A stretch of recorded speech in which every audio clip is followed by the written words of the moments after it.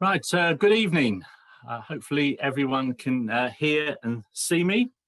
My name is Chris Hare. I've been involved in studying and researching local history for much longer than I care to remember. And I'm presenting this evening. We're here to mark a commemoration, which is the 250th anniversary of the death of Sussex highwayman Jack Upperton. So we'll be talking quite a bit about Jack tonight and about his story and about his legend. But we're also going to be talking about other criminals, not just highwaymen, but also smugglers and poachers. And one of the ways we're going to celebrate them, if that's the right word, is through song. That we're going to present you with 11 folk songs tonight, all taken from the south of England. And apart from the fact that that's something a bit different to do, it's a bit different just to hear a lecture, to hear someone talking. One of the things about folk song is that it actually tells us what ordinary people were thinking, because until you get to the age of literacy after the 1870 Education Act, most people couldn't read or write. So their story, their memories, the things that concern them, their loves, their hates, simply aren't recorded. Most history is the history of the rich and powerful. But through folk song, we get a glimpse into what ordinary people were thinking and believing. Now, I ought to say at the outset that most folk songs are quite cheerful and happy, because most people, particularly if they are poor, want to be cheerful and happy. And you'll hear that even some of these songs about desperados have a rousing nature to them, a rousing chorus. So there's going to be some talk, there's going to be some slides, and there's going to be some songs. And this whole event is going to be about 75 minutes. We're not going to take any breaks, but if anybody needs to go and have a break, you can see me, but I can't see you. So I won't know if you popped out, that's fine.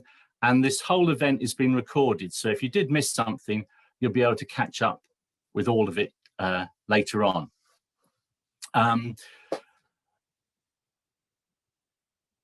Yes, so I need to mention some of the people who'll be with me tonight. Some of them you'll see and some of them you won't see. So we've got a very important backroom staff, Laura and Alison and Nick. They're all doing things behind the scene. And you will hear me say, next slide, please, Laura, and please play a song, Laura. That's just so Laura, who's actually operating all the technology, will know what's happening. You will be seeing Jonny Mott. Jonny and myself are in a group called Duck Pond Sailors, and we sing shanty songs. And we've been singing together now for 3 or 4 years. And Jonny's here to sing a very rousing smugglers song, the Smugglers Victory, but also to sing the song he composed about Jack Upperton. And he'll be talking a bit about that later. And then towards the end of the evening, we're very delighted and very excited to have Martyn Wyndam-Read with us. And some of you may know that Martyn is an extremely well-known folk singer who's known around the English-speaking world for his songs. And especially his songs from Australia, where he lived for some time. And he'll be singing us a couple of bushranger songs later on. And if you don't know what a bushranger is, then hang around and you'll find out. And lastly, and certainly not least, I want to tell you that the £5 you've paid this evening, £2 goes to the Friends of the South Downs, who campaign for the protection of the South Downs. In their previous incarnation as the Society of Sussex Downsmen, they, more than anybody else, ensured the South Downs got national park status. And they continue to make sure the Downs are protected and conserved in the interests of all.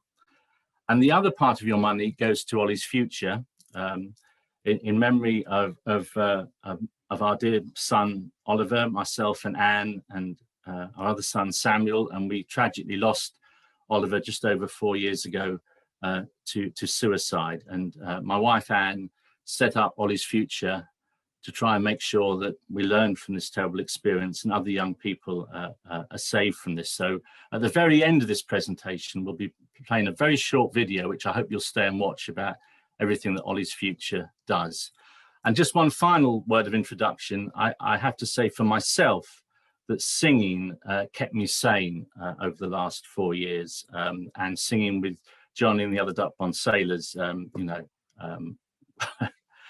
it did a huge thing to keep me going, more, incredible.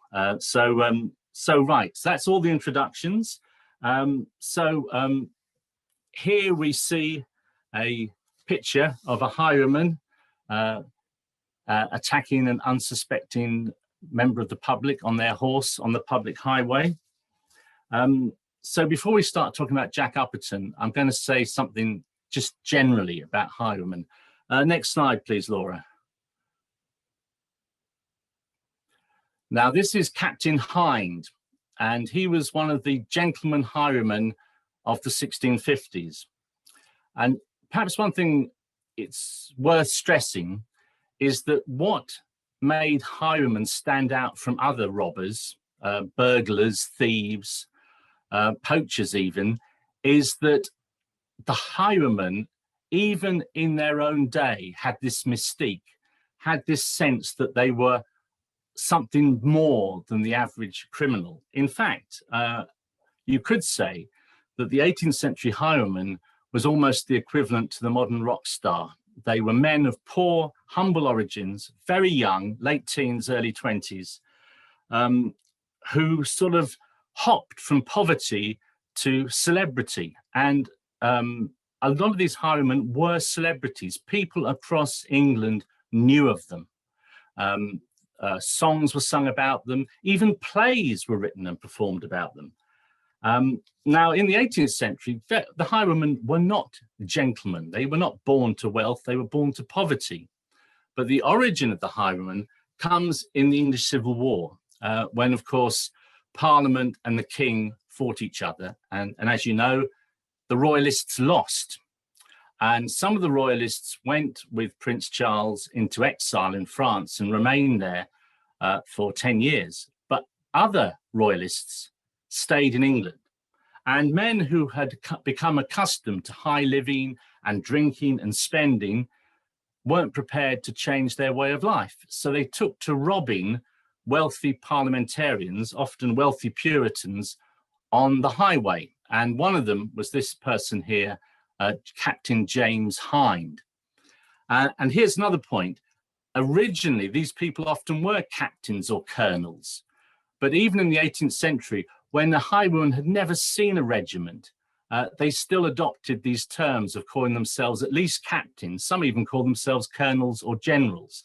So the origin is in the Civil War, and people like James Hind, who caused chaos, really, to the Commonwealth in the years of Oliver Cromwell, until he was finally captured and executed.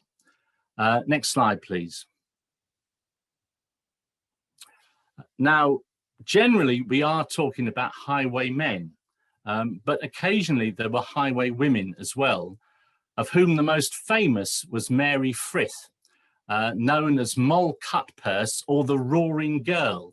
And this is actually a little bill publicised in a play about her life. Now, she came from humble origins, and she started off, as the name Moll Cutpurse suggests, robbing people in the tight, populated streets of London. She'd literally cut a man's purse and steal it. And then she became a fence, selling stolen goods, and became actually quite wealthy. And during the 1650s, during the time of Cromwell, she thought, oh, this highway robbery, this sounds rather good. And she robbed several famous parliamentarians. She even tried to rob Oliver Cromwell himself, which was a bit daring and a bit reckless, given the huge entourage of protection he had. She failed and she escaped, and then she was arrested. And she was charged, and you'd expect her to be executed. But she managed to bribe her way to freedom, and the bribe she paid was £2,000. Now, in modern day money, that is at least £200,000, probably much more. So it gives you some idea that this was a very wealthy woman. And she died just before the restoration of the monarchy in 1660. And she left money in her will for the celebration of the restoration of the king and the overthrow of Parliament. Next slide, please. Now, where does the romantic highwayman come from? Well, more than anyone, he came from this man, Claude Duval. And this is a Victorian depiction of Duval. He was French. He got to know the king in France. So there were the exiled royalists, mainly English gentlemen, but some young Frenchmen attached themselves to the king. And when the monarchy was restored in 1660, this exiled group came over to England. But Duval so loved the high life that he didn't think he was doing well enough in England, so he took to highway robbery. And for 10 years, he robbed up and down England until he was finally captured and executed, to the great grief of many ladies, it is said. And I'm going to read to you from this rather wonderful book that came out in the 1970s, A Hero on a Stolen Horse, by Hilary and Mary Evans. And this is a description, a contemporary description, written at the time of how Duval would conduct himself during a highway robbery. And the description rather nicely fits the image you're looking at. He and his squadron overtakes a coach, having intelligence of a booty of £400 in it. In the coach was a knight, his lady, and only one serving maid, who, perceiving 5 horsemen coming up to them, presently imagined they were beset, and they were confirmed in this apprehension by seeing them whisper to one another and ride backwards and forwards. The lady, to show that she was not afraid, takes out a flageolet. I had to look up flageolet, and first of all, it told me it was some form of pasta, but I persisted and find out that actually a flageolet was a sort of recorder, a double-barreled recorder. So to show she was not afraid, takes out a flageolet out of her pocket and plays. Duval takes the hint, plays also, and excellently well, upon a flageolet of his own. And in this posture, he rides up to the coach side. Sir, says he to the person in the coach, your lady plays excellently, and I doubt not but that she dances as well. Will you please to walk out of the coach and let me have the honour to dance one coronato with her upon the heath? Sir, said the person in the coach, I dare not deny anything to one of your quality and good mind. You seem a gentleman, and your request is very reasonable. Which said, the lackey opens the boot, and out comes the knight. Duval leaps lightly off his horse and hands the lady out of the coach. They danced, and here it was that Duval performed marvels. The best masters in London, except those that are French, not being able to show such footing as he did in his great French riding boots. The dancing being over, there being no violins, Duval sung the coronato himself. He waits on the lady to her coach. As the knight was going in, says Duval to him, Sir, you have forgot to pay the music. No, I have not, replied the knight, and putting a hand under the seat, pulls out £100 in a bag and delivers it to him, which Duval took with very good grace. Next slide, please.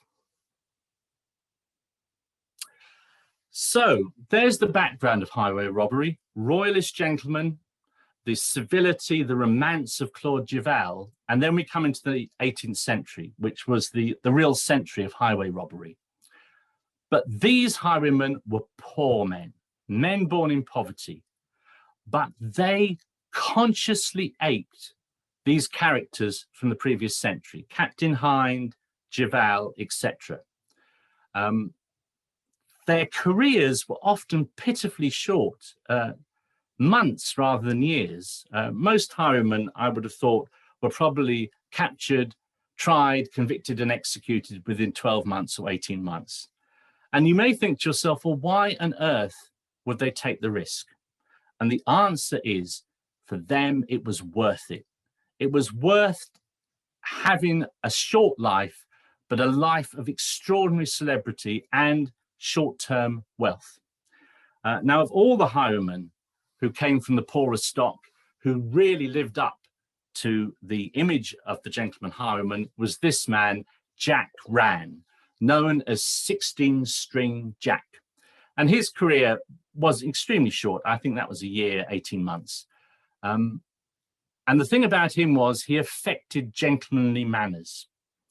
On one occasion, he was roughly arrested by constables, and he said to them, sniffing a posy, "Why, gentlemen, do not treat me so roughly. When Lord Fielding men's call, all they have to do is beckon, and I come like a lamb." He had several trials where he was acquitted, not because the evidence was lacking, but because the jury sympathized with him. As well as a highwayman, he also was a burglar, breaking into many of the fashionable houses in Mayfair. And at one of his trials, the evidence was called of a lady into whose bedroom Jack had broken and had stole some of her jewelry. But the lady, on giving evidence, said it was all a mistake. Jack had broken into her bedroom not to steal her jewels, but to steal something else which she was more than willing to give him. And he was acquitted. Eventually, his luck ran out, but not before he had appeared at Barnet races in a purple waistcoat with 16 gold strings hanging from it, hence 16-string Jack Rann. And he was about 22, 23 years of age. In fact, if you think about the sort of hell-raising rock stars of the late 60s, early 70s, something very similar, Mick Jagger, young men living furiously, and a very short life, though. Next slide, please. Right, so this is the first of the songs. Now, you will see, this is a photograph. This is the Duck Pond Sailors. And we are standing where poor Jack Upperton was gibbeted. Now, more about Jack later, but most of the songs we're going to show you will show a still, a photograph still, because unfortunately, when we tried to play the film, we got a lot of juddering, which is distracting. But I think actually, just having the picture maybe helps you listen to the song. So this song is called Willow Day.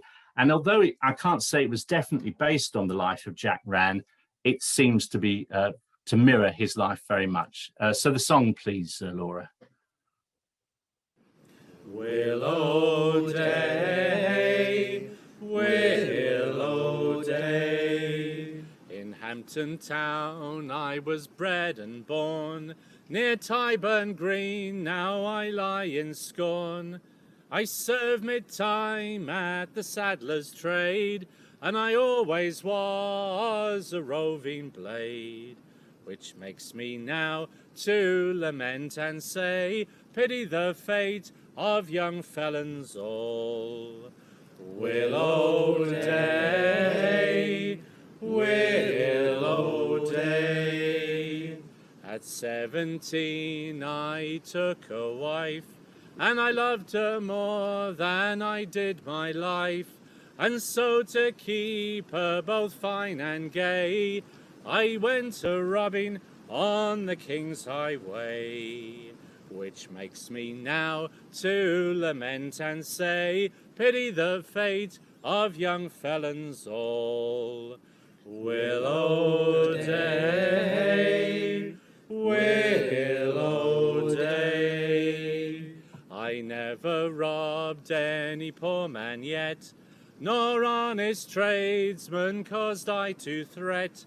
But I robbed lords and their ladies fine, I took their gold and I drank their wine, which makes me now to lament and say, pity the fate of young felons all. Willow day, willow day. I robbed Lord Goodwin, I do declare, and Lady Maysfield of Grosvenor Square. I shook the shutters, bid them good night, and away I went to me heart's delight, which makes me now to lament and say, pity the fate of young felons all. Willow day, willow day, to Covent Garden I did away, with my dear wife for to see the play. Lord Fielding's men, they did me pursue, and taken was I by that cock-feathered crew, which makes me now to lament and say, pity the fate of young felons all.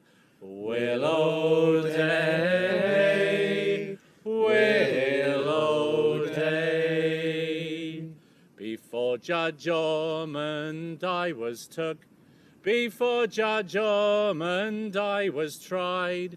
Then Harry Jones said, this will not do, my iron chest you have broken through, which makes me now to lament and say, pity the fate of young felons all. Willow day, willow day, when I am dead and for my grave no costly tombstones will I have, 6 highwaymen for to carry me, give them broadswords and sweet liberty, which makes me now to lament and say, pity the fate of young felons all. Willow day, willow day. Thanks, Laura. Next slide, please. And for those of you who were wondering if we were really singing on location, I expect you probably heard the plane in the background there at the very end of that song. It really was, it is an outside broadcast.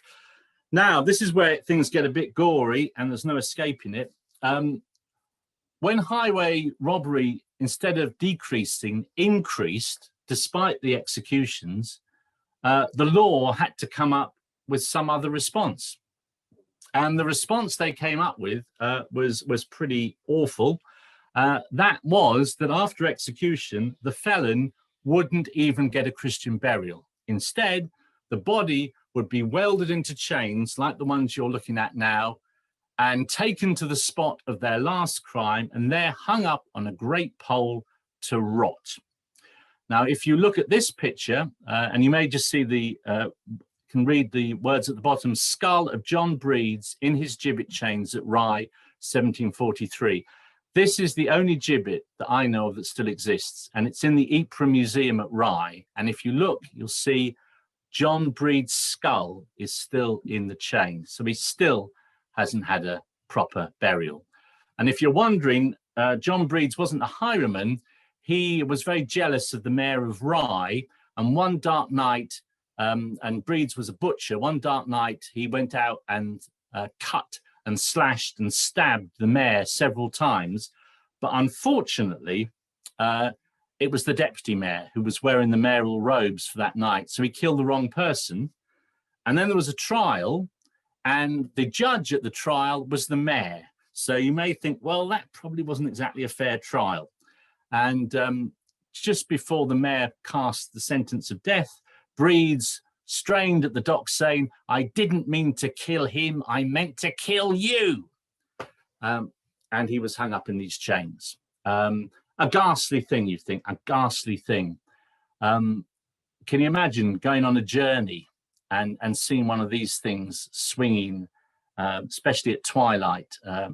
And yet, even this didn't put young men off turning to highway robbery. Next slide, please. So now we come to Jack Upperton, whose 250th anniversary is today.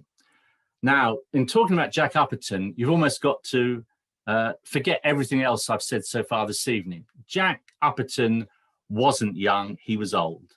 We don't know his exact age, but the quarter session assize records suggest that he was at least 60. Now, when we're talking about 60 in 1771, you need to be thinking more like 80 today, particularly for working men who would have been exhausted with hard labor. There's no medicine, in sanitary conditions, damp. At 60, most people, well, they were either dead or in a pretty decrepit state. So what we can assume is that Jack at least had enough energy and wherewithal to get up on a horse and commit a robbery. Now, I'm going to be talking to Jonny a bit more in a moment. But before I do, let me explain what this photograph is. This is a photograph from 1951, and it shows local farmer Lawrence Greyburn standing by the gibbet memorial that he erected in that year with Mr. G. Haler. Greyburn's father had farmed before him. And in the 1860s, the original gibbet, the original very high post, not that height, much, much higher than that, the post by 1868 had rotted away. So there was a big hole in the ground. And in that year, the Duke of Leconfield's hunt went that direction, and one of the huntsmen was tripped up by the hole and thrown from his horse. So Leconfield demanded that the hole was filled in. And then people began to forget where the gibbet was. But this very old man, Holland, when Laurie Greyburn was a young boy, took him and said, that's where the gibbet was. And in 1951, Greyburn, who at that time was 70, thought, well, when I go, no one will know where the gibbet was. So that's why he stuck that post in the ground and put the plaque JU 1771. Next slide, please.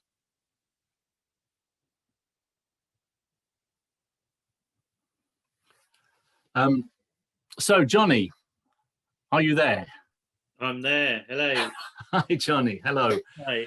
Right. So this is you and I on Good Friday at the gibbet post where we were doing our songs, and this is a different plaque on it now, but we think it's probably the same iron post, don't we?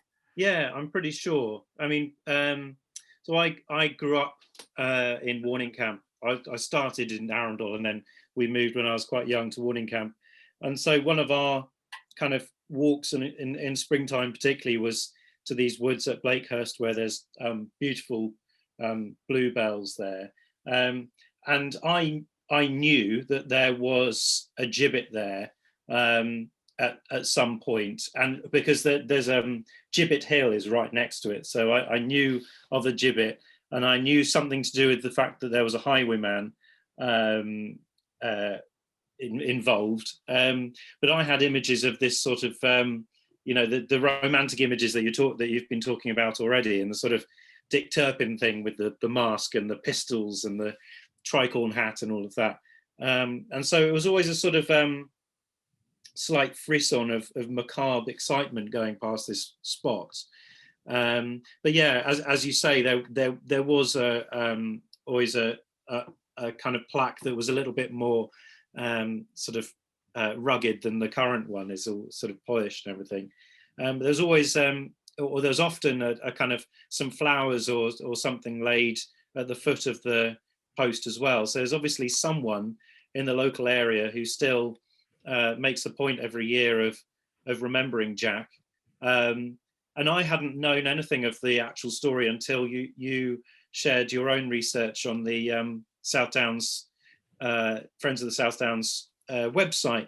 Was it last year you shared that? I think last year, yeah. Yeah, and so at that point I was very struck by the contrast between what I had in my head and the kind of just very sad, tragic reality of this sort of desperate old man who had no other means of making his money, and it seemed, whilst of course not a good way of going about making money, it seems like such an extreme punishment for the crime. So I felt sympathy for it, so I wrote a song in response.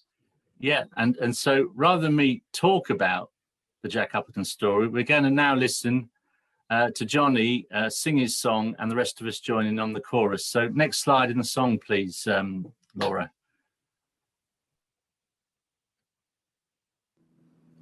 Hidden down deep within the bluebells, not much of a distance from the track, stands an iron post in solemn memory. To old Upperton, to old Jack, grown too old to earn a crust through labour, desperation crept upon his back. Barely more than crumbs upon his table. Poor old Upperton, poor old Jack, driven to try his chances on the highway, Upperton resolved upon a plan to claim what he could wrestle from the postboy. Poor old Upperton, poor old Jack. Hidden down deep within the bluebells, Jack's heart beat in time with the postboy's mare. He struck and stole and beat the postboy senseless. Poor young postboy, poor young boy. For 6 months his crime remained unanswered, but guilty burden weighed down on Jack's breast, and to his friends his guilty heart unburdened. Poor old Upperton, poor old Jack. Sold out by some yellow-hearted Judas, Upperton was dragged before the judge, who mercilessly strung him up in Horsham. Poor old Upperton, poor old Jack. Gathering there amongst the bluebells, Burtham's villagers watched him lifted high, tarred and barred and hanging in a gibbet. Poor old Upperton, poor old Jack. Hidden down deep within the bluebells, with flowers laid by someone at the foot, stands an iron post in solemn memory. To old Upperton, to old Jack. Poor old Upperton, poor old Jack. Oh, great song, Jonny. Thank you. Very, very poignant, and I think somehow your melody just conveys so much more than just the words alone would do. So before we leave highwaymen, you're probably wondering to yourself, well, why did highway robbery stop? And the answer to that question is really because the criminal justice system in England changed. Everything had been based on deterrence, i.e., if you got caught, the punishment is so dreadful that you're not going to risk it. But that failed. It wasn't successful. Now, this may seem strange to people today, but in England, there was an abhorrence of the idea of a police force. So whereas every other country in Europe had a police force, free-born Englishmen would not tolerate police going around looking into other people's business. So that was one of the reasons the crime was rife, because there was no police force. It was all privatized, really. Groups of people would come together and form what were called prosecuting societies. And these individuals would offer rewards for the arrest of burglars, highwaymen, thieves, and so forth, in the hope that people would give the evidence and then they could be brought to court. So the change really came in the 1820s and the 1830s, when the number of offences for which you could be executed was reduced from 400 to 6. And instead of gibbeting and mass hangings, they changed to 2 strategies. One was building prisons to put people in prison, and for really serious offences, transportation to Australia. And that carried on right up until the 1860s. Huge numbers of people from England and Ireland were transported to Australia as a punishment and to penal colonies. And we'll come on to more about that later. Next slide, please, Laura. So now I'm coming on to Smugglers. This is a lovely painting which is in Worthing Museum. It's not necessarily of smugglers, it could be fishermen, but to be honest, if you were a fisherman, you were probably a smuggler. And this is Worthing Beach in the early 19th century, and you see these men pushing out to sea, and look how large the fishing boats are on the right, much larger boats than any you'd see today on Worthing Beach. And so those large vessels were more than capable of storing huge amounts of contraband. Now, I don't want to talk for too long about why smuggling took place. It took place because there was a tradition of smuggling on the south coast, going back to medieval times when there were wool smugglers called owlers. Then in the 17th and early 18th century, the British government, finding itself hugely in debt, particularly following the wars of Queen Anne's reign, that were extremely expensive wars and didn't really gain an awful lot from the country, somehow this debt had to be paid off. What to do? Well, in the England of the 18th century, you couldn't tax the rich, they wouldn't stand for it. And you couldn't tax the ordinary people, a head tax or poll tax, because that had led to mass rebellion in the past. So the government hit on what seemed like a good idea to tax luxury imports, things that had only recently become popular in England, like tea, tobacco, brandy, strong spirits, laces. And so they imposed these duties to raise money. But the smuggling tradition in the south of England kicked in, and people thought, hang on, if we can bring these goods in without paying the duty, we can pocket the difference. So the government didn't get the money it anticipated, so it increased the duty, which just encouraged more smuggling, which meant they put the duty up, which encouraged more smuggling, and you can see how the vicious cycle set in. And it got to the ridiculous point, never mind VAT at 20%, it got to the point where the duty on tea was 127.5%.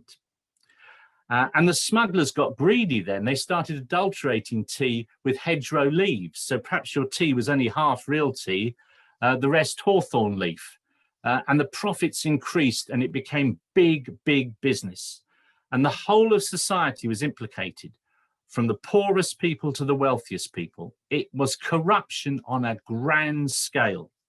And at Lewis, an excise man realized what was happening, and he wrote a paper and sent it to the Admiralty, thinking the Admiralty would be delighted that this excise man at Lewis had exposed the corruption. But of course, they were part of the corruption, so they weren't pleased. They were very horrified. And this man's report was suppressed. As some of you may have guessed, this man's name was Thomas Paine. And the lesson Thomas Paine learnt from this was that England was so hopelessly corrupt, it could never be reformed. It needed a new country with a new start. And Paine emigrated to America. And in America, he encouraged the rebellion. It was Paine more than anyone else who said, no, what you want is complete independence. Don't do a deal with Britain. Completely break off and start afresh. And I often think, what would have happened if Thomas Paine had been listened to and he'd never gone to America? Who knows? It's one of the great what's ifs of history. Next slide, please, Laura. Now, we're going to go back to Jonny again in a moment. Not a song that Jonny wrote, but a song that Jonny discovered. There's lots of songs about highwaymen, and there's lots of songs about poachers, which we'll be coming on to later. There doesn't seem to be hardly any songs about smugglers. And I can't really explain why that is so, because I'm sure they were sung, because the smuggling gangs were very proud of who they were. And I can imagine them in inns and pubs getting together and singing. It may be that the reason we know about these folk songs is because folk song collectors such as Cecil Sharp, Lucy Broadwood, and Lucy Broadwood collected songs in Sussex and Surrey. They collected songs from old men in the late 19th century. And I've got a feeling that those old men would have felt that these smuggling songs were subversive, were dangerous, and could get them into trouble. And that may be the reason that they didn't sing them. And that may be the reason that they were lost. But this song has been saved by Jonny, and I'm going to hand over to you, Jonny, again to say a little bit about the song.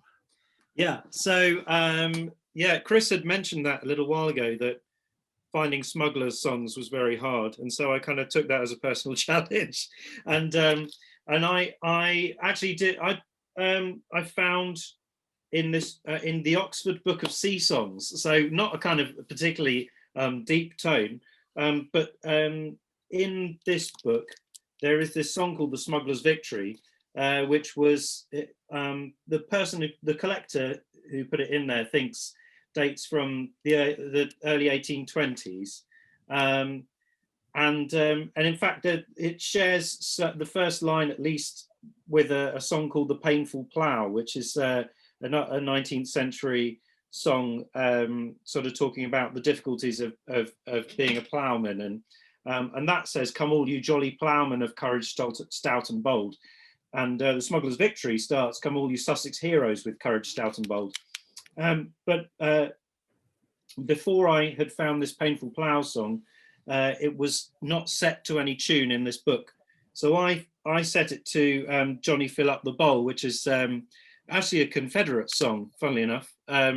But I didn't choose it for political reasons. I just chose it because it's a belting good melody. And so I thought it would kind of go with the kind of quite exciting words that that this song sets out. So yeah, it's just an exciting smuggler's song, which is all about an attempt, an encounter between the preventive men and some smugglers setting to shore at Bognor.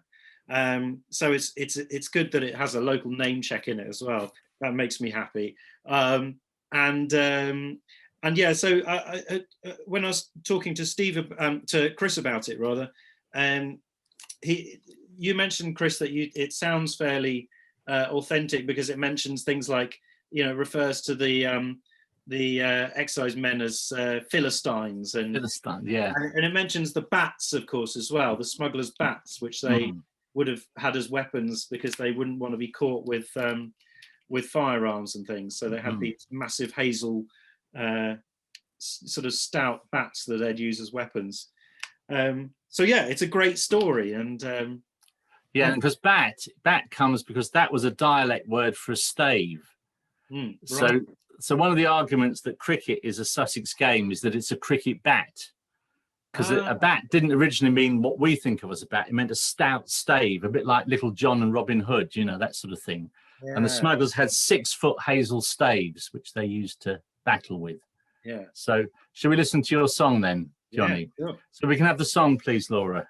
Come, all ye Sussex heroes, with courage stout and bold, and listen unto these lines I've penned, which quickly I'll unfold. It's of a glorious victory was fought the other day between a party of preventive men and the smugglers brave. Hooray! On the 27th November, boys, from Boulogne we set sail, bound for the Sussex coast with a sweet and pleasant gale. And when we came to land, brave boys, our vessels we hove to. Our tugboats then we set on land, though our company was but few.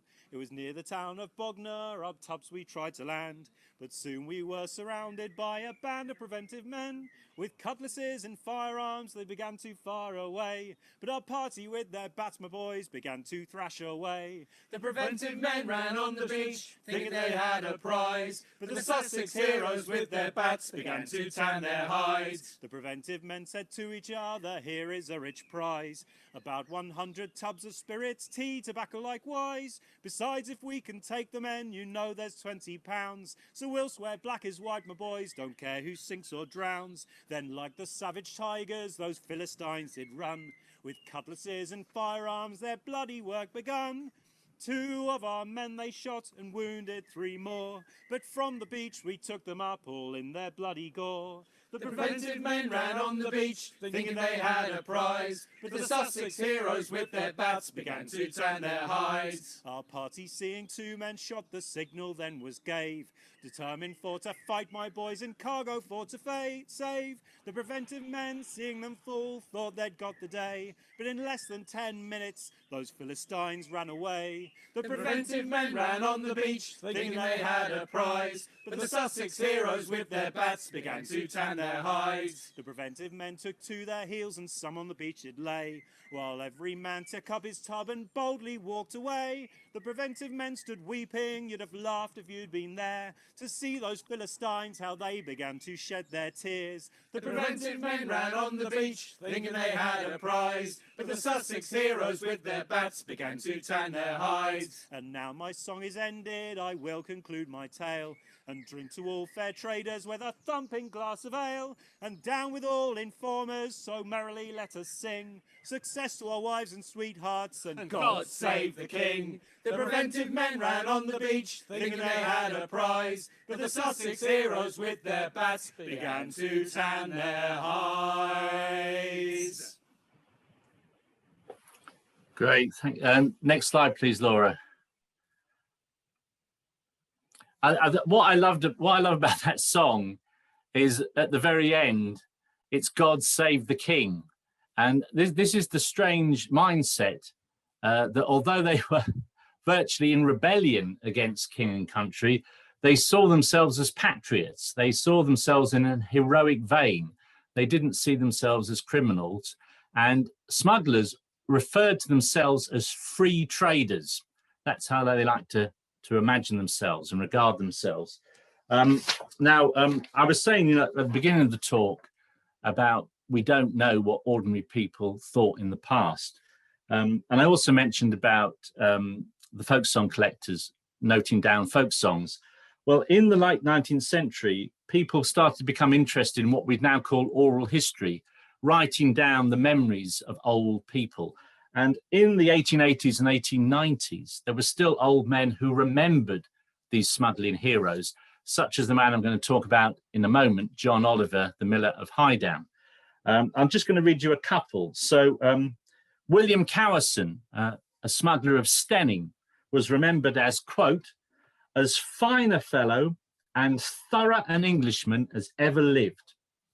And George Ransley, who led a smuggling gang down at Romney Marsh, a man there said of him, they used to drink his health with high honours.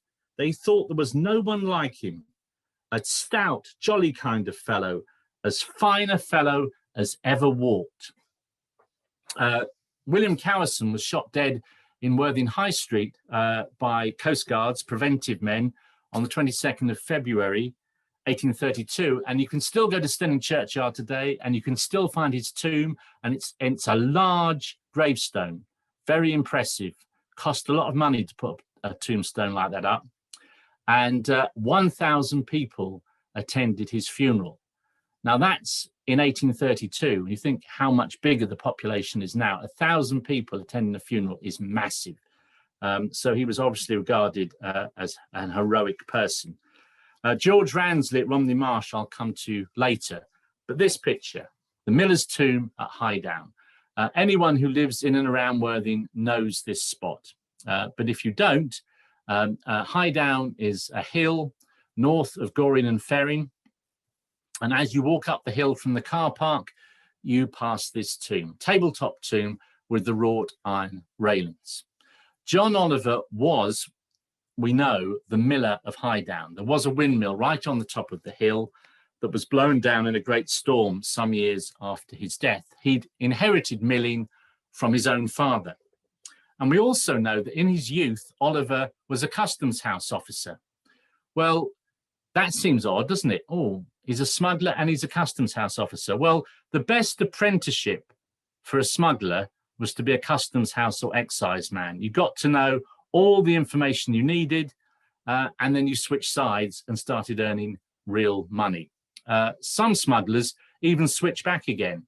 There was a very notorious man called Robert Bignell, and Robert Bignell started off as a customs man, switched to the smugglers, And when he couldn't get enough money from smuggling, he thought, I know what I'll do is I'll turn some of my fellow smugglers in for the reward money.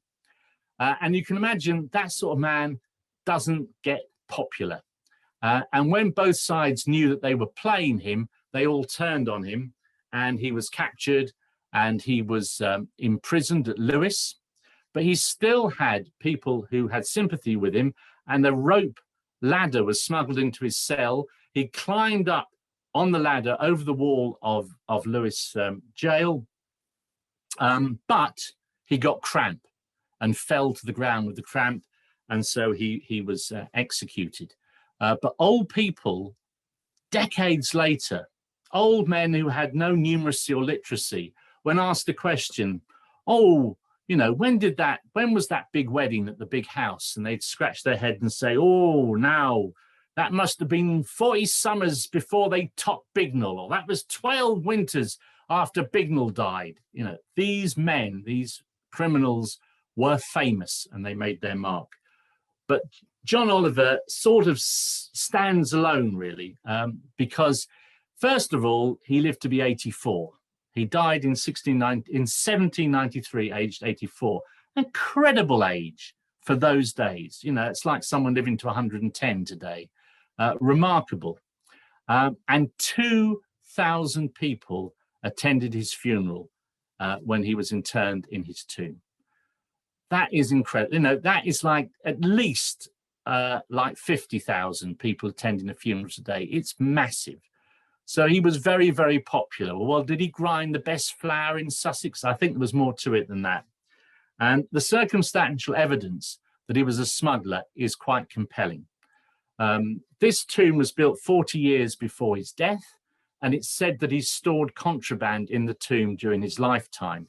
To the north of the tomb, he had a modest house cottage, and he had a weather vane that he made himself, a wrought iron weather vane on top of his cottage. And the weather vane depicted an excise man with drawn cutlass chasing a smuggler, but behind the excise man was an old woman with a broom, and her arms were on hinges. So when the wind blew, her broom came crashing down on the head of the excise man. But I think the real clincher is that when Oliver died, in his will, he left 6 or 7 substantial properties in and around Worthing, one of which, the Hollies in Tarring High Street, still stands. Well, you know, go down Tarring High Street, look at the Hollies. It was inherited by his nephew and his wife, John and Maria Hedgecock. You look at that building and think, well, just to leave that house alone, you had to be a rich man. But to leave several houses like that, you had to be a very rich man. And the other thing is, to get permission for that tomb to be erected on that spot, he would have had to have got the permission of Squire Westbrook Richardson at Windham Place, who owned the land, and he would have had to have got the Reverend John Penfold at Goring Church to consecrate the land.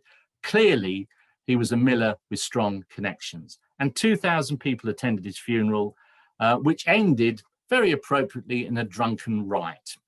And there are still people in Worthing today who will proudly tell you, we're related to John Oliver. Next slide, please. So this is a photograph of Littlehampton Harbour in the 1890s. And the quote there, "We face all kinds of weather and we like a drop of beer." There are, as I said, very few smuggling songs, but there are what I call gang songs. And the gang in this case were the Collier Lads. And this is the song we're going to play in a minute. Littlehampton Collier Lads, which is a version of a shanty called the Knickerbocker Line. In fact, there's very many versions of it. And the Collier Lads were the Littlehampton men who literally brought coal from Newcastle. They sailed up the North Sea, filled their boats full of coal, brought it into Littlehampton, and then it was distributed. And when you think back then, everybody used coal, all houses, all businesses, all industrial activity, coal was king. So they were constantly bringing coal backwards and forwards. It was a dirty job. It was a dangerous job. No health and safety. In high seas, the coal could move around in the hull of the ship, and boats could capsize and whole crews could be drowned. And they weren't heroic and they weren't romantic, but they created their own song. And it's not a smuggler's song, but you can imagine it's got that spirit about it. And also, if you listen, you'll hear in one of the verses, there's reference to old George Oliver's beer.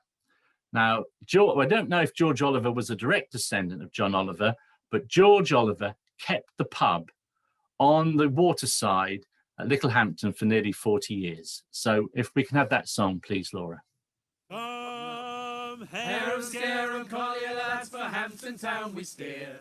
We face all kinds of weather and we likes a drop of beer. Some people say how rough we are, but merrily are we. The money we earn so hard at sea, we spend on land so free. Watch us, twig us with a popular Juby-Jew. Hey, we'll give us some sheet to make a rip with the lads to pull her through. You ought to see us running with our square sail all a full, from the passage of Newcastle to the town of Whitstable. Our old skipper's a roosteroo, he likes a drop of ale. The 2nd Division has been in prison and seen inside a jail. The 30 years a bushranger, he comes on deck with a smile. And as for the cook, you can tell by his look that he comes from an African isle. Watch us, twig us with a popular Juby-Jew. Hey, we give us some sheet to make a rip with the lads to pull her through. You ought to see us running with our square sail all a full, from the passage of Newcastle to the town of Whitstable. When our coal is all on board, for Hampton town we steer, and nothing else is in our heads but old George Oliver's beer. We face all stormy weather and we battle through every gale. When the outer light is out of sight, it's then we set our sail. Watch us, twig us with a popular Juby-Jew. Hey, we'll give us some sheet to make a rip with the lads to pull her through. You ought to see us running with our square sail all a full, from the passage of Newcastle to the town of Whitstable. People say we're a noisy lot when we come home from sea. We call for liquor merrily and cheerily are we. And when our money is all gone to sea, we'll go again. We are the boys to rough it, though we never do complain. Watch us, twig us with a popular Juby-Jew. Hey, we'll give us some sheet to make a rip with the lads to pull her through. You want to see us running with our square sail all a full, from the passage of Newcastle to the town of Whitstable. Watch us, twig us with a popular Juby-Jew. Hey, we'll give us some sheet to make a rip with the lads to pull her through. You want to see us running with our square sail all a full, from the passage of Newcastle to the town of Whitstable.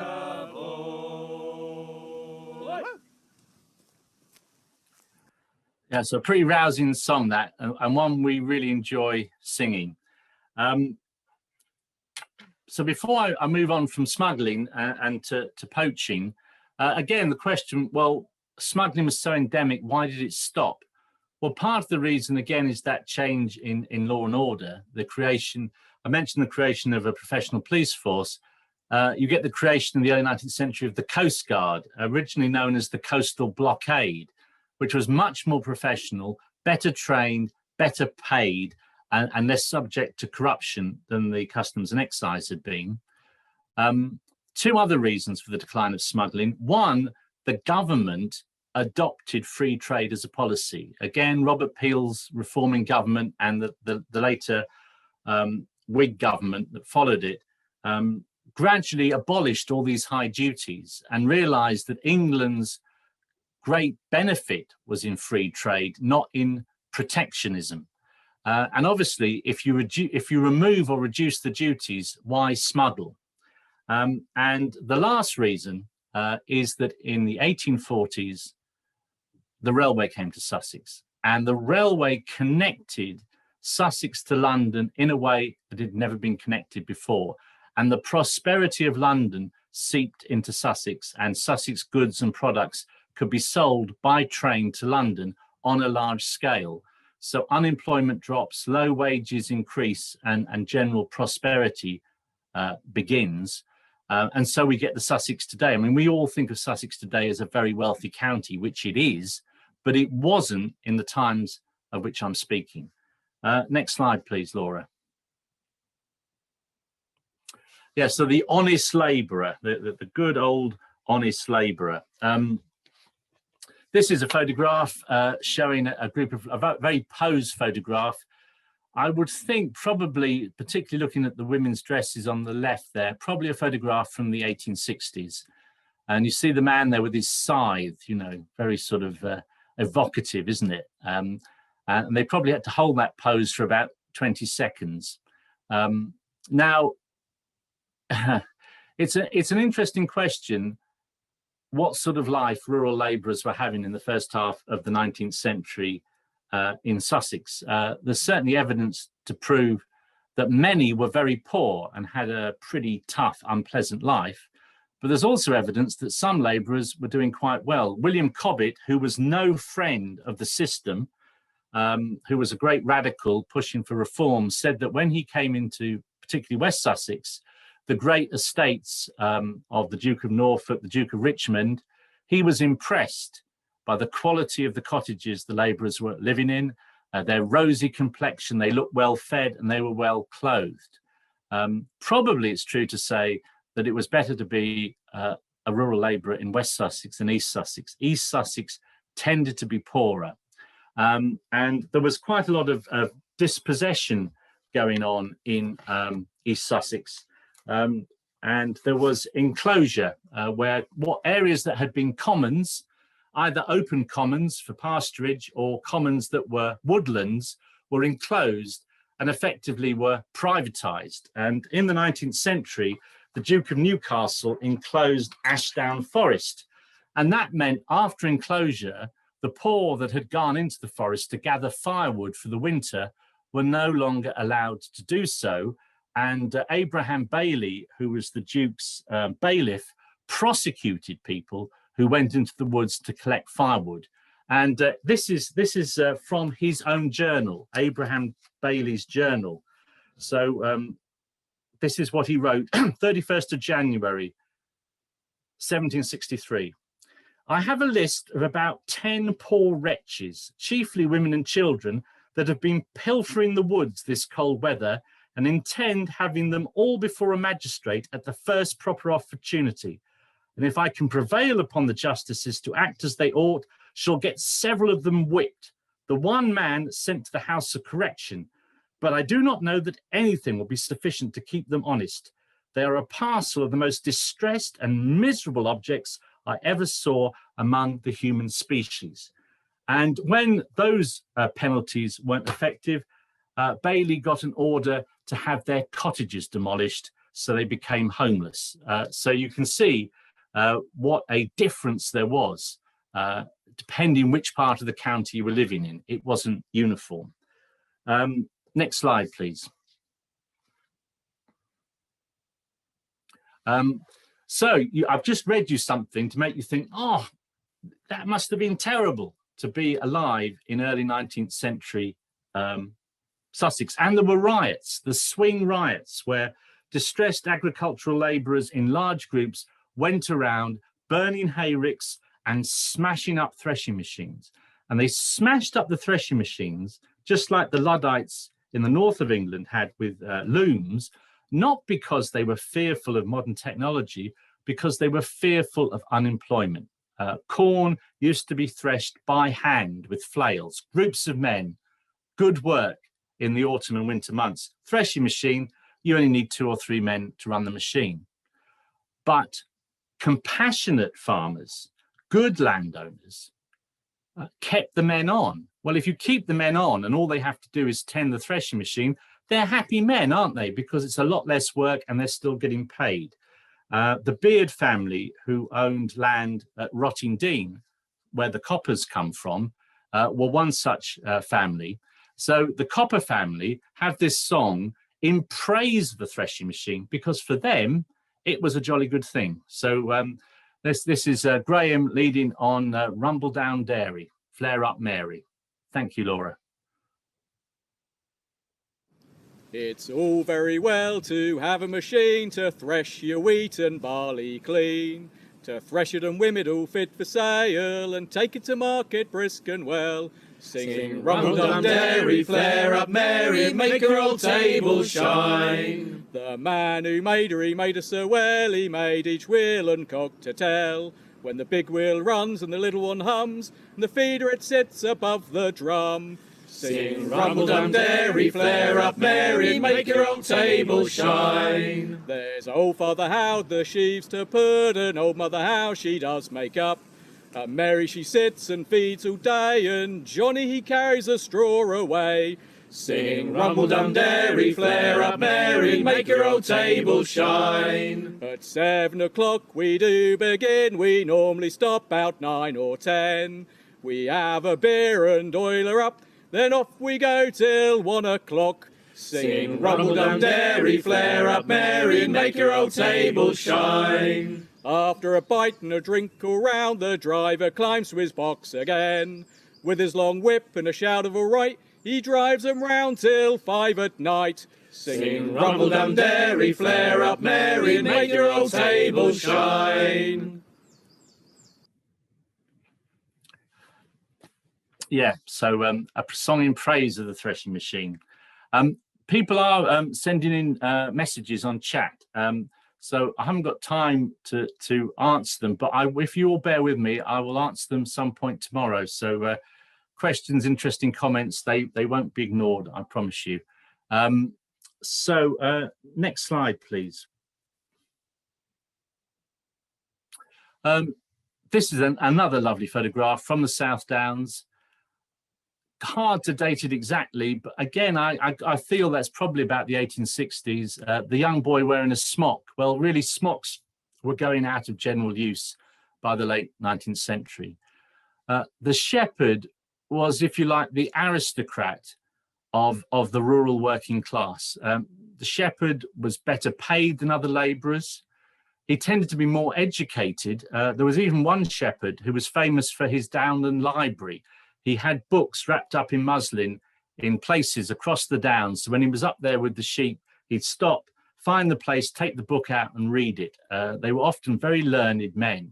In fact, recently I was interviewing Christopher Passmore at Applesham Farm near Sompting. Christopher is nearly 90. And he said when he was a young man, it was the old shepherd on the farm that taught him a lot of what he knew. And these men had great wisdom. And shepherds were in the family. You know, a shepherd's father was a shepherd, and the grandfather and the great-grandfather, going way, way, way back. And the rather sad thing is shepherds would have been on the downs probably from Roman times right up until the 1930s, and then they just disappeared in a generation. So something of our heritage, a very substantial part of our heritage, was lost at that time. Next slide, please. Here we are. Some toffs. Pheasant shooting. This became big business in the 19th century. Not far from Worthing, Clapham Woods, very popular for pheasant shooting.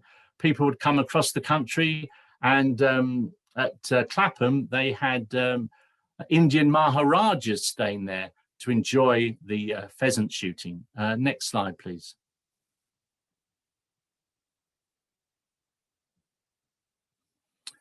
Going back to the poverty of the fields. Now, what do you think you're looking at there? You probably think you're looking at 4 girls. These are boys, even the tall one on the left. And they're wearing women's clothes, not because of some transgender thing, but because the family was so poor that they couldn't afford to buy boys' clothes for the boys, so they dressed them in their older sister's clothes. This photograph is actually from East Anglia, that was generally poorer than Sussex, but I don't think that would have been an unseen spectacle even in our county. Next slide, please. Right, here's a marvellous picture of poachers fighting gamekeepers. There's lots of poaching songs, and given what I said earlier about the old men not wanting to sing smugglers' songs, why did they sing poachers' songs? I think it could be because poaching went on much later than smuggling, and so the songs would have been known more generally, and into the era of sound recording as well. Now, I'm going to actually sing this song live, so you better brace yourselves. I better take a drink. And this song I got from a record, 40 years ago now, a record by this old man at Crawley called Pop Maynard. And he was recorded when he was 90 years of age in about 1958. And he had a lot of songs. And one of them was William Taylor. And again, you've got this idea of the heroic figure, the highwayman, the smuggler, but this time transposed into the poacher, and the poacher who would rather die than betray his mates. Ye subjects of England, come listen a while. I'll tell you a story may cause you to smile, concerning some poachers and keepers also, who fought in our coverts some winters ago. Now when we go in, lads, good luck to us all. Our guns they will fire and the pheasants will fall. But in less than 10 minutes, 12 keepers we spied. Begone, ye bold poachers, how dare you come by? Said a one to the other, now what shall we do? Said a one to the other, we all shall stand true. And they did agree for to all stand as one, to fight those keepers till the battle was won. There's one William Taylor, he'd not run away, when on him 5 of these keepers did play. Young Taylor, being weary, he sat down to rest. Young Taylor was taken, though he fought the best. The judges and jury unto him did say, if you will confess, now your sweet life will save. But no, then, said William, that won't do at all. Now, seeing how you've caught me, I'll die for them all. But no, said young Taylor, that won't do at all. Now, seeing how you've caught me, I'll die for them all. There's none like young Taylor, no, never was yet. There's none like young Taylor, no, never was yet. There's none like young Taylor, you keepers all know, who fought in our coverts some winters ago. Right, I hope you all survived that experience. Poachers did go around in gangs, although next slide, please, Laura. And we tend to think of the poacher as the solitary poacher, and certainly when you get into the 20th century, that is nearer the case. This is a very unusual photograph to actually have a poacher with his gun, probably, I should think, from the 1890s. He must have been on very friendly terms with someone in the neighbourhood to allow a picture like that to be taken. Some of the poaching gangs were almost on the scale of the smuggling gangs. And I'm just going to give you one example of the Rapley gang that operated around Horsham, Southwater, Shipley. In fact, they were actually known as the Shipley gang because most of the Rapley family came from the village of Shipley. William Albury, the wonderful Horsham historian, who was born only shortly after this era, recalled the gang, and his description is vivid. Farmers and millers, chief sufferers by the depredations of this gang, trembled to hear of them. Respectable people were afraid to go to bed and afraid to sit up. The gang on principle scorned work and would carry on poaching in broad daylight. Their usual method at night time was to surround a mill or farmhouse, gain admittance using force if necessary, and whilst 2 or 3 men with masked faces would entertain the people in the house by holding them up with pistols, the others would loot the place. Mills and shops were bashed in, and as much of the contents as could be conveniently moved away was taken away. Next slide, please. So prisons, I mentioned prisons, and that this big movement from mass executions and gibbeting to putting people in prison. And the other thing was transportation. So the two things left to talk about this evening are prisons and transportation. So first of all, prisons. This is actually a sketch from a woman's prison, and you see the women on the treadmill, literally turning that big wheel round like a giant blades of a lawnmower, wooden slats, hard, pointless labour. And you see one woman absolutely exhausted, being carried away, and another woman lying on the ground from exhaustion. And this is a very appropriate image for the next song, because although the next song is a man's song, the treadmill comes into it. Now, this is more of a musical song than folk song. During the mid-19th century, there's a movement from folk song as a popular medium to music hall. And there's even a transition called glee clubs, where, you know, in the 19th century, more and more people moved from the countryside into towns. And in 1851, Britain became the first country in the world to have more people living in towns than in the countryside. And to put that in perspective, the next country to reach 50% in towns was Germany in the 1920s. So England, first industrialized country, first urbanized country, urban crime, urban prisons, urban punishment. So this is quite a humorous song, which Steve Darken learned. And some of the words have been updated. So there's a reference to a probation officer. Well, you wouldn't have got a probation officer in the 19th century, but basically the words are late 19th century musical, and an amusing wry take on prison and its, well, you could say it's a lack of effectualness. So next song and slide, please, Laura. I wish there was no prisons, I do, don't you? 'Cause the old treadmill makes me feel ill. I only steal my belly for to fill with me hands, with me fists, with me maulers. I met this girl with a perambulator. She had twins, each one had a tater In his hands, in his fists, in his maulers. I leant into that perambulator, kissed one twin and nicked the other's tater With me hands, with me fists, with me maulers.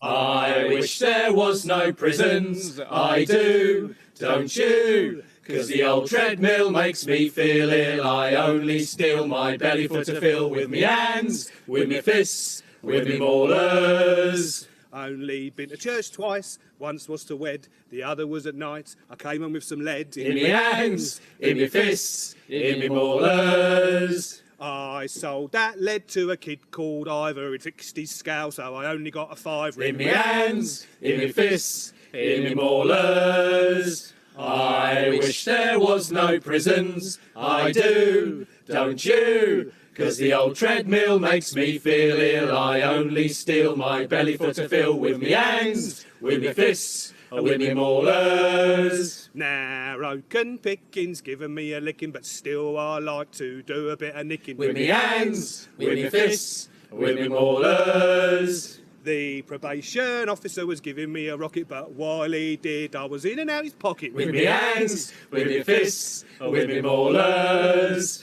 I wish there was no prisons, I do, don't you? 'Cause the old treadmill makes me feel ill. I only steal my belly for to fill with me hands, with me fists, with me maulers. I saw this girl, I went and stood beside her. She wanted 20 quid, but I only had a fiver. In me hands, in me fists, in me maulers. I forgot all about her when I went to bed. When I laid down, I remembered what she said. Use your hands, use your fists, use your maulers. I wish there was no prisons, I do, don't you? 'Cause the old treadmill makes me feel ill. I only steal my belly for to fill with me hands, with me fists, with me maulers. I wish there was no prisons, I do, don't you? 'Cause the old treadmill makes me feel ill. I only steal my belly for to fill with me hands, with me dukes, with me maulers.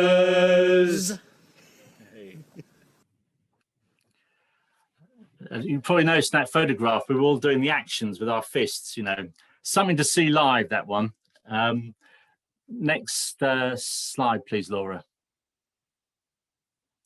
Okay, so transportation, which is the last theme this evening. So if prison didn't work, you could be transported to Australia, and you could be transported for 7 years, 14 years, or life. But actually, even if you were transported for 7 years, the government didn't pay for you to come home. So either you couldn't afford to come home, or you gained your freedom and had a better life in Australia and you didn't want to come home. It was pretty much a one-way ticket. And a bit like I was saying with the country estates in Sussex, it was pot luck. Some of the penal colonies were dreadful. They weren't far off being concentration camps. Other penal colonies were quite liberal and enlightened, and the emphasis was on rehabilitation and encouraged the men to grow crops and so forth. So you can't really be sure what you were going to get. And after being freed, some of these people, and you think, you know, if you were a poacher and you've been transported to Australia and you never saw your family again, you'd be pretty angry. If you were an Irish rebel who'd been transported to Australia and you never saw your family again, you'd be pretty angry.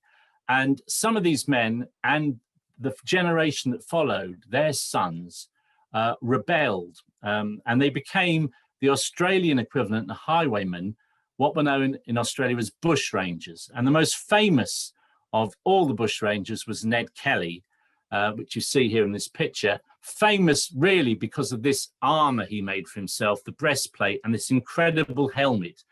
And his last stand at Glenrowan, when he was taking on dozens and dozens of armed constables and special constables. And Ned Kelly, a bit like I was saying, you know, with the romantic figure of Claude Duval, if you read the life of Ned Kelly, he came pretty close to being a real life hero.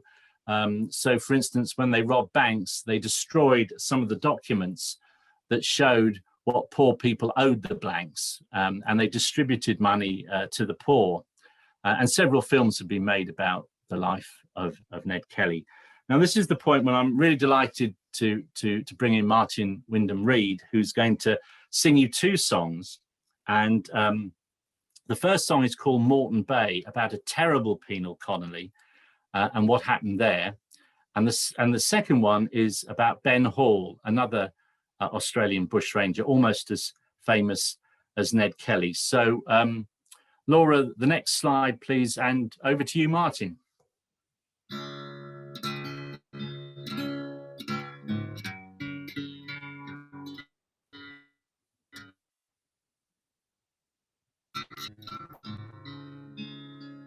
One Sunday morning as I was walking by Brisbane waters, I chanced to stray. I heard a convict his fate bewailing, as on the sunny river bank he lay.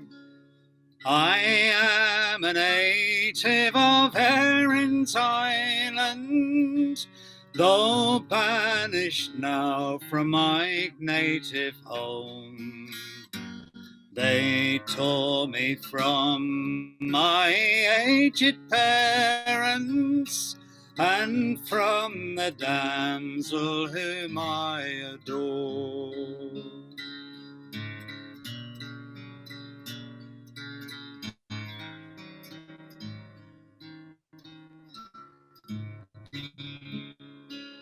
I've been a prisoner at Port Macquarie and Norfolk Island and Emu Plains, at Castle Hill and at Kirstoon Gabby, and all these settlements I've spent in chains. But of all the places of condemnation and penal stations of New South Wales, to Morton Bay I have found no equal, tyranny prevails each day. For 3 long years I've been beastly treated, and round my legs heavy chains I wore. My back with flogging is lacerated, and oft times covered with my crimson gore. And many a man through downright starvation lies mouldering underneath the clay. And Captain Logan, he had us mangled all on the triangles of Morton Bay.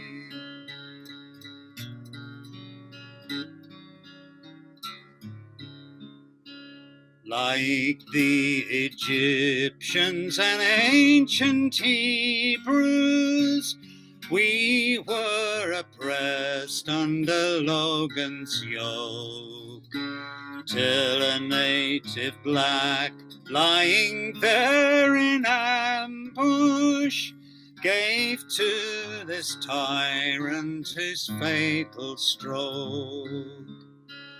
My fellow prisoners, be exhilarated, that all such monsters their fate should find. And when from bondage I'm liberated, my former suffering shall fade from mine. Lovely. That's such a lovely song, Martyn. So poignant, isn't it? Yeah, great song to sing. And that reference to the ancient Egyptian, the Hebrews and ancient Egyptians, that biblical sort of reference. Very, very nice. So, so your second song now, Ben Hall. Yeah, the death of Ben Hall. Ben Hall was a bushranger just before the time of Ned Kelly, and he was eventually ambushed and shot at 5 o'clock in the morning on the 5th of May in 1865 at a place called Goobang Creek. And his body was riddled with bullets and was then strapped onto his horse and taken down to Forbes, which is the nearest town to Goobang Creek, New South Wales. And his body was paraded up and down the streets. He was a very popular man and very sad at his death. Come all Australia's sons to me, a hero has been slain, butchered by cowards in his sleep, all on the Lachlan plains. Ah, do not stay your manly grief, but let the teardrops fall. For all Australia mourns today the fate of bold Ben Hall. He never robbed a needy man, could sure will show, or will to his mates, how manly to the foe. No brand of Cain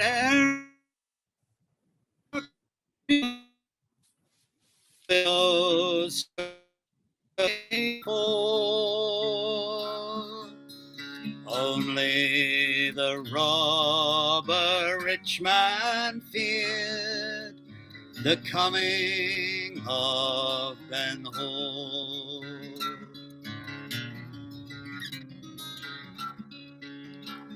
For ever since those good old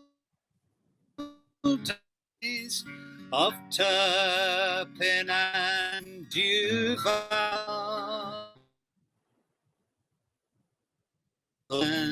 were outlaws then, so was brave Benhall. Yet savagely they murdered him, those coward blue-coat imps, who only found his hiding place through sneaking peelers' pimps. Yes, savagely they murdered him. I let the teardrops fall for all Australians mourn today the fate of bold Benhall. No more he'll mount his gallant steed, or roam the ranges high. Poor widow's friend in poverty, farewell, Benhall, goodbye. Thanks, Martin. Thank you. Just a quick note, Jonny was saying earlier on about the flowers on the grave. Well, there's flowers appear on Benhall's grave on the anniversary of his death, the 5th of May. Wow, amazing. Thanks. Yeah, it's, these people, they leave a mark, don't they? And they're not forgotten.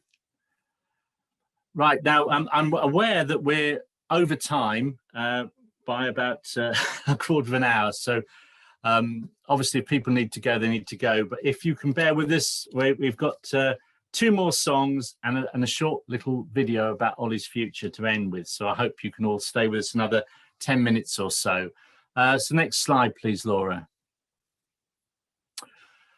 So what do you do in a changing situation? The old way was rebellion. The old way was the swing riots, groups of men coming together to voice their disapproval in community action.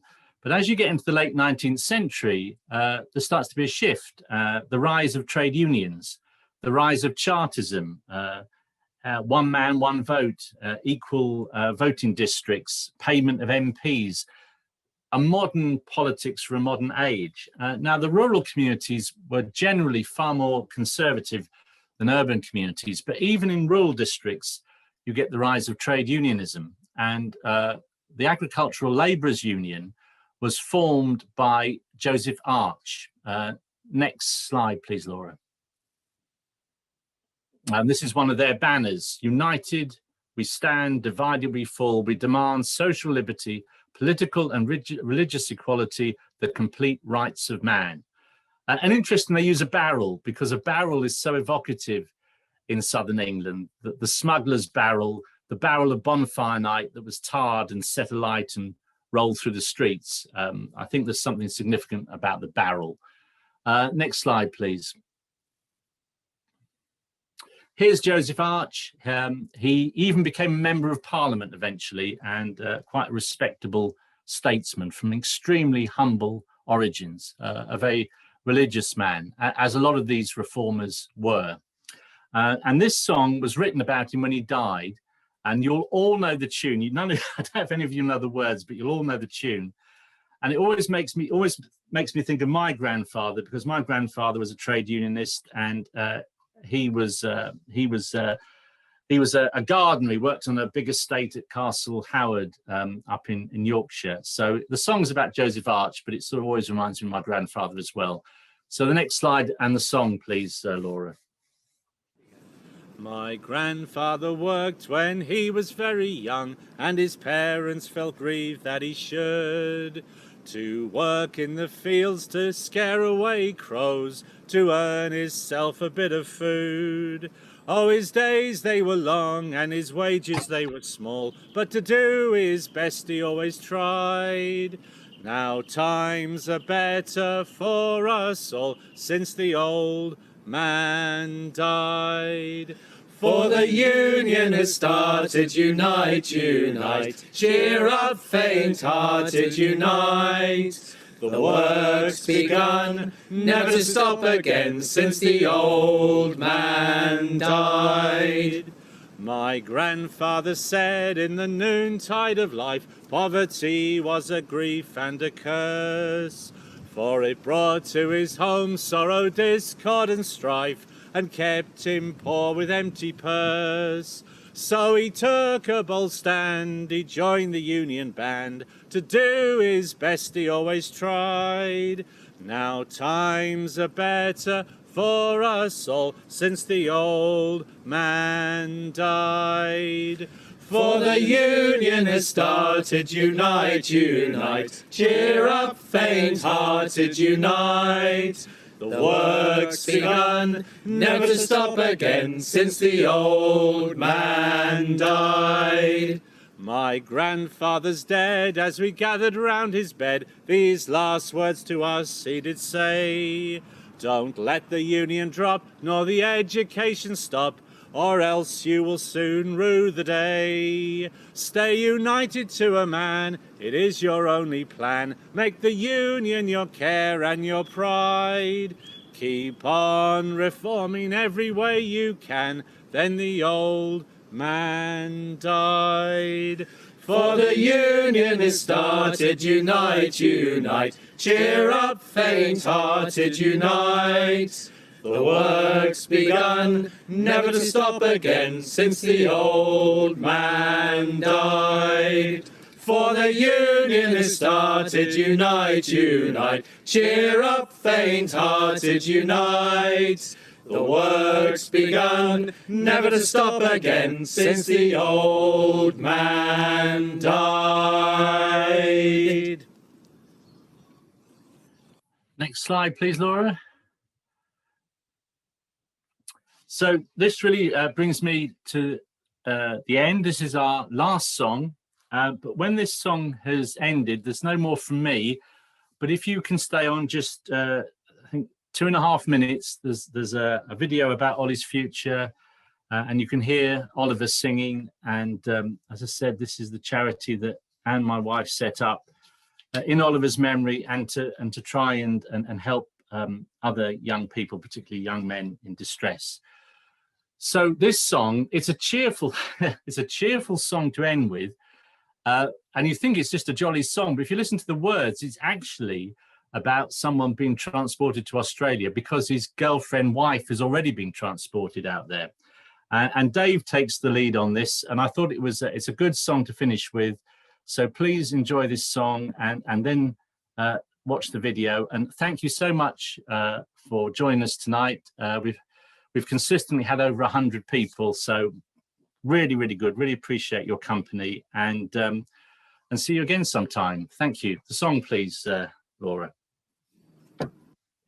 Sing ho for a brave and a gallant ship, and a fast and favouring breeze, and a bully crew and a captain too, to carry me o'er the seas. To carry me o'er the seas, me boys, to me true love far away, for I'm taking a trip on a government ship 10,000 miles away. Then blow your winds, hi-ho, and a roving I will go. I'll stay no more on England's shore to hear the music play. I'm off on the bounding main, and I won't be back again, for I'm on the move to my own true love 10,000 miles away. My true love, she was beautiful, my true love, she was gay, but she's taking a trip on a government ship bound out for Botany Bay. Bound out for Botany Bay, me boys, and no, she's far away. I'll never forget my own true love 10,000 miles away. Then blow your winds, hi-ho, and a roving I will go. I'll stay no more on England's shore to hear the music play. I'm off on the bounding main, and I won't be back again, for I'm on the move to my own true love 10,000 miles away. 'Twas on a summer morning when I last saw me Meg. She'd a government band around each hand and another one round her leg, and another one round her leg, me boys, as the big ship left the bay. Adieu, she says, remember me 10,000 miles away. Then blow your winds, hi-ho, and a-roving I will go. I'll stay no more on England's shore to hear the music play. I'm off on the bounding main, and I won't be back again, for I'm on the move to my own true love 10,000 miles away. Well, I wish I was a boatswain bold or a sailor without fear, for I'd man a boat and away I'd float and straight to my true love steer. And straight to my true love steer, me boys, where the whale and dolphin play, where the whales and sharks are having their larks 10,000 miles away. Then blow your winds, hi-ho, and a-roving I will go. I'll stay no more on England's shore to hear the music play. I'm off on the bounding main, and I won't be back again, for I'm on the move to my own true love 10,000 miles away. Well, the sun might shine through the Hampton fog, or the Arun run quite clear, or the ocean brine turned into wine, or Steve forgets his beer. Never! Or Steve forgets his beer, me boys, or the landlord's quarter pay. But I'll never forget my own true love 10,000 miles away.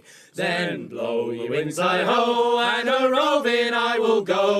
I'll stay no more on England's shore to hear the music play. I'm off on the bounding main, and I won't be back again, for I'm on the move to my own true love 10,000 miles away. Then blow your winds, hi-ho, and a-roving I will go. I'll stay no more on England's shore to hear the music play. I'm off on the bounding main, and I won't be back again, for I'm on the move to my own true love 10,000 miles away.